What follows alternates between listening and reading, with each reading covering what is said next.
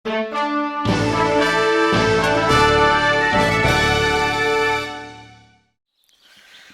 Põldmaa, teie omavalitsuskarjäär on silmapaistev, kui pidada silmas sealt vähemalt ühte osa ehk 10 aastat vallavolikogu esimehena.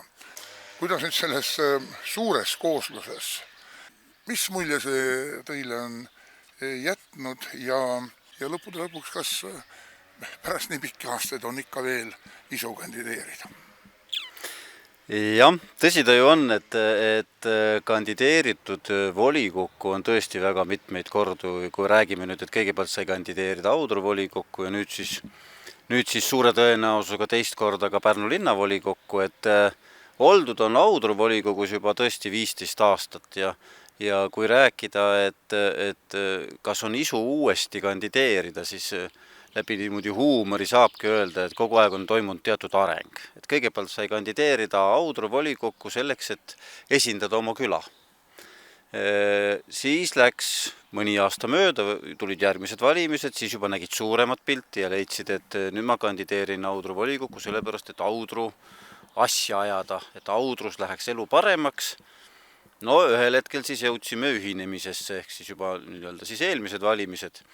Siis olid ju sunnitud, et ma pean ikkagi kandideerima, sellepärast, et ise olid nagu ühinemise tingimused kokku leppinud ja nüüd peaks siis neid kõiki ka kaitsma suures uues Pärnu linnas, ehk siis läksid uuesti siis valimistele, õnnestus ka nii-öelda olla valitud ka Pärnu volikokku ja nagu sa ise ütlesid, tõesti täis saab 10 aastat volikogu esimehena, nendest siis viimased 4 aastat on saanud olla Audru osavallakogu esimees.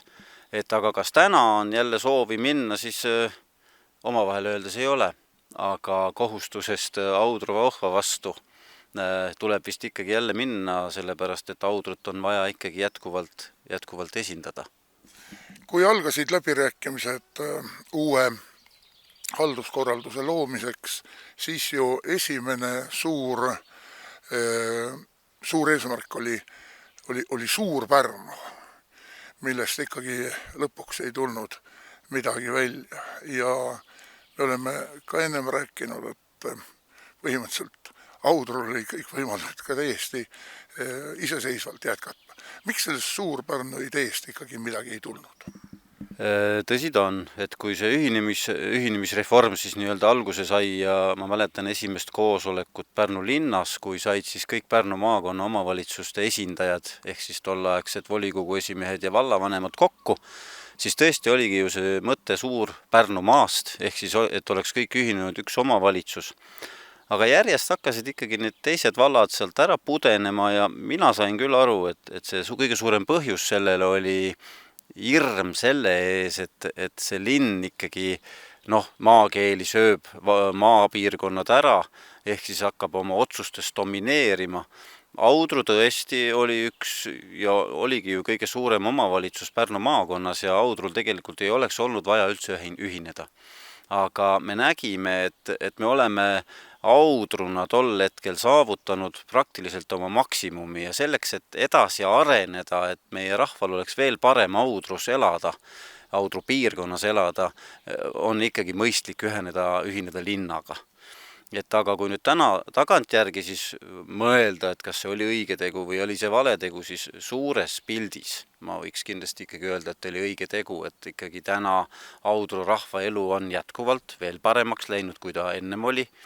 Et mis võib-olla on natukese viletsam, siis sellesama Audru iseseisvus on võib-olla natukese niimoodi ohumärkides, et me küll osavallana omame siis sellist oma identiteeti, meil on oma osavallakogu ka, aga nüüd siin ütleme siis selle valitsusperioodi lõpuski on teatud ohumärgid, et tänane linnakoalitsioon ju ei soovinud, et oleks 2 valimisringkonda jäänud, nagu oli ka tegelikult liitumislepingusse sisse kirjutatud, vaid ikkagi läks ju see läbi, et on üks valimispiirkond või valimisringkond.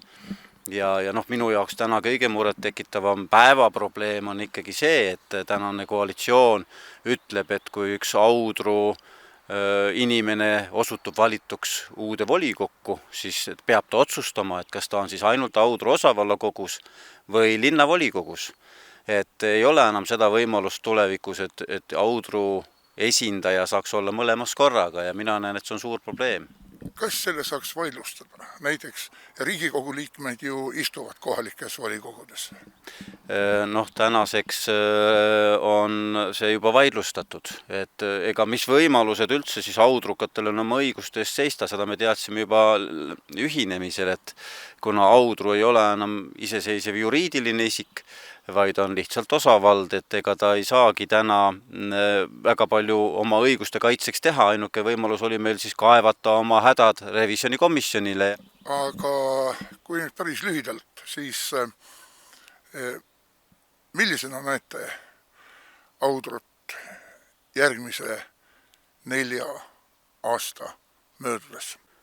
Ju me ikkagi oleme siis nii-öelda osavallana Pärnu linna juures selline, väga ju võib-olla halb on öelda siis nii-öelda magala, aga ütleme siis selline linnaosa täna ikkagi ju, kus inimestele meeldib elada, kust inimestele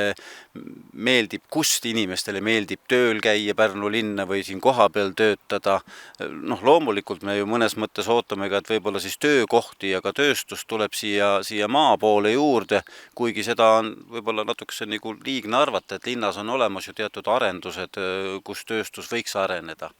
Ja ennekõike me ikkagi loodame, et Audrul õnnestub saada ka piisavalt ressursse, et hoida ikkagi jätkuvalt korras oma teid, oma hooneid, mis meil siin on, nii-öelda koolid, lasteaiad, vallamajad, on ju järgmiseks 4 aastaks meil ju suuri uhke ettevõtmine planeeritud nii-öelda investeeringute poole pealt Audru keskväljak. Et võib-olla olekski üks siis unistus see, et see Audru keskväljak saaks siis 4 aasta pärast valmis. Aitäh ja edu valimist! Aitäh!